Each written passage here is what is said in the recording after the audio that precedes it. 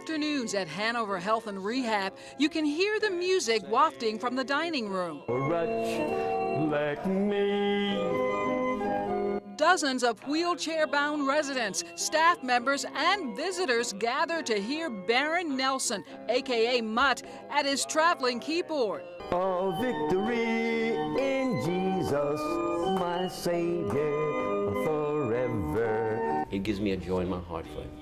It really does. This is one of 6 assisted living facilities and the local McDonald's Mutt performs at each week. And I just had a love for elderly people, and I've been doing it all my life. He's been coming to this Hanover location for several years. Yeah, every week he's here. On snow days, cold days, hot days, and he comes in and he has his keyboard. Jeff Ukehart has been coming here about as long as Mutt has been playing. They became fast friends. This man has so many acts of kindness going on with him on a daily basis. Jeff says his wheelchair-bound mother has dementia, but remembers and responds to Mutt's music.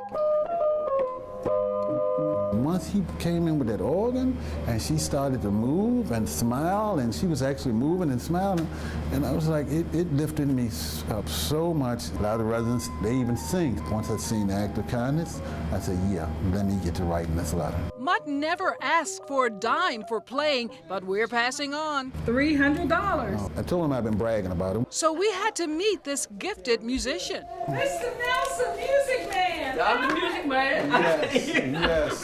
For everything you do, the nursing facilities that you go to, you come here, you have my mother moving and dancing. I haven't seen her do that in years. You have Miss Lundy singing, you have some of them singing. It's a pleasure, man. Well, I need to let you know something. On top of this acts of kindness, I want to give you this $300. And I had a few questions for this active 82-year-old. Like, where'd you learn to play? It's a gift. God gave me a talent in this, because I never had a piano lessons. I never had no lessons. I can't read a note.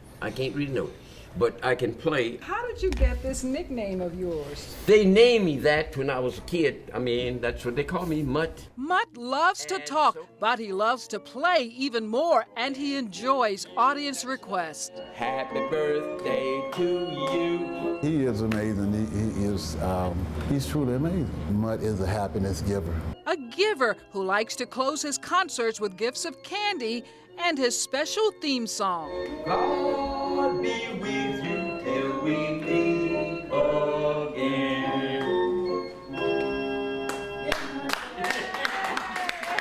That's my theme song. I always say play that everywhere I go. I always play that song. I just got 200 gown requests since the first of the year. Jessica Kidd has a tightly woven bond with parents whose children have serious health issues. The college student and mother of 4 handcrafts gowns as gifts she delivers to families for their sick and hospitalized children. Preemies through teens, so anybody under the age of 18 that has a chronic or life-threatening illness. Over half of the kids we make gowns for have a heart defect of some sort, but they also go to children with cancer, children with rare genetic diseases as well, some with not so rare genetic diseases. The idea was conceived when Jessica's own daughter was in the hospital. They thought she was having seizures, and the hospital we were admitted to didn't have any gowns in her size. Jessica created one. It was a sensation. 5 years ago, she formed her nonprofit Gracie's Gowns, named for a friend's daughter who died of cancer. She's made thousands of hospital gowns, each one personalized so children feel special. We make the gown tailored to not only their size, but their interests, like the fabric matches what they're interested in, and then it gets their name on it too, and so it's theirs. It makes them feel like they're not patients, that they're children, and it brings like the comfort of home. Sarah Owens and her husband chose foxes for their son Felix, who was born with congenital heart defects. And it looked beautiful on him. It really, it was gorgeous. And it just meant so much to us because it was the first thing Felix ever was able to wear. She says the gown was not only practical, hiding all the tubes and attachments. You could easily lift it up and unsnap it. It also brought something positive to a stressful situation. It just, from day to day we kept getting more and more bad news about Felix, and just when she gave us the gown, I don't know, I can't really explain it, but it brought some light to such a dark situation. Sadly, Felix passed away last October. His big brother still cuddles with some of Jessica's other creations, and the family wants to honor their dear friend. $100, $200, $300 for Gracie's gowns. Yay! Sarah invited Jess to meet her for lunch at Short Pump Town Center. She didn't tell her she had company. I brought some friends from Channel 12 with me. These two were all smiles and tears. Because of all the great things you did for Felix and our family and for all the other families, all the gowns that you make and all the things that you do. And I'm not going to be able to get through this, but you're amazing. You have the biggest heart and you're always trying to do things for other people, so that's why. I love you. Me too. Hey, we have a token of appreciation for you. $1, $2, $300. So, yay! Congrats!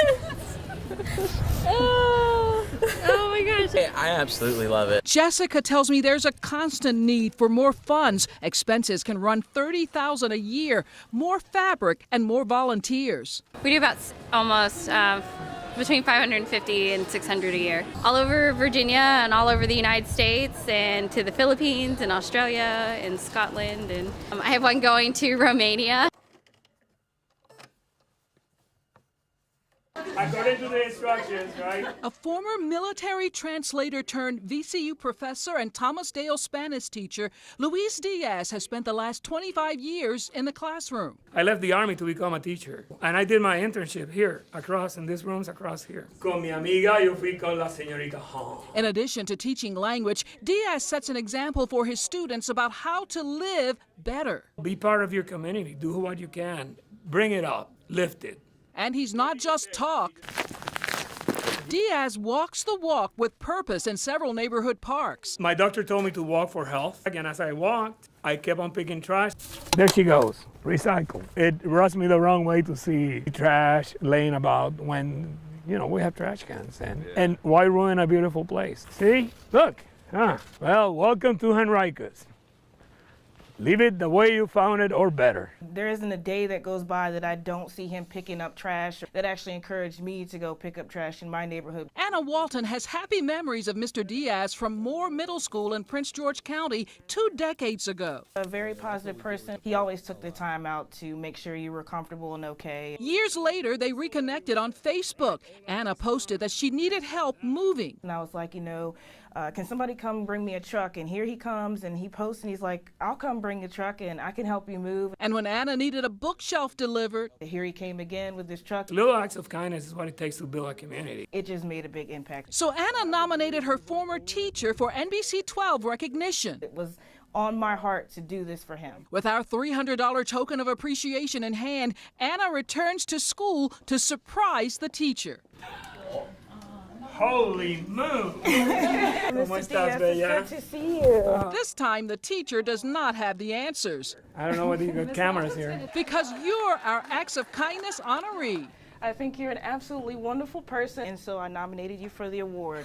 And that's very special, so I wanted to present you with $100, $200, Holy moon! $300.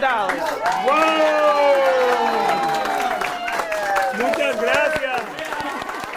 Diaz says he didn't hesitate to help his former student.